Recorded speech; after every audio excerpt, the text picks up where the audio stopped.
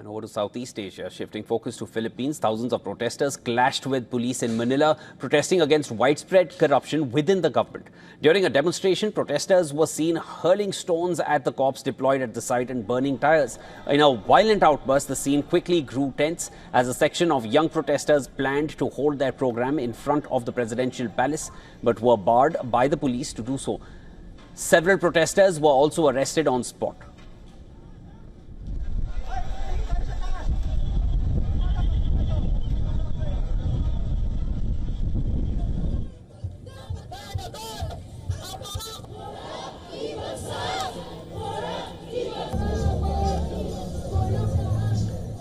Organizers say more than 30,000 people are expected to join a rally near the main highway in the capital, the site of a largely non-violent revolution in 1986. Simultaneously, protests have also broken out in other places across the country. The rallies appear to be the biggest and the boldest since President Ferdinand Marcos Jr. said back in July that some government flood control projects had become a source of kickbacks. Marcos Jr. has reportedly supported these protests and has ordered an independent probe into the alleged anomalies in the infrastructure projects.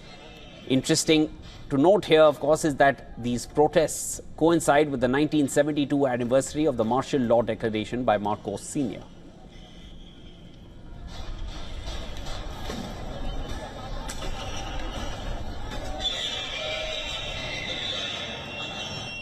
We are here to remind our people that during the anniversary of martial law was not just about authoritarian rule. Martial law enabled the plunder of our nation's wealth. Unfortunately, authoritarianism and plunder continue to plague our country. So we are here to demand action from the government. We are here to demand accountability against corrupt officials in the government. Corruption has been a long-standing issue in the Southeast Asian nation, but in the recent months, allegations of government mismanagement have come to renewed focus, especially during the monsoon season when several towns and cities were inundated despite over $9.54 billion being spent on flood control since 2022. Citizens are now demanding answers to how exactly the state programs were devised for public welfare when many of their own suffered from storms and floods. In one of the world's most disaster-prone nations, reportedly, concerns of vast inequality between the classes were also being raised.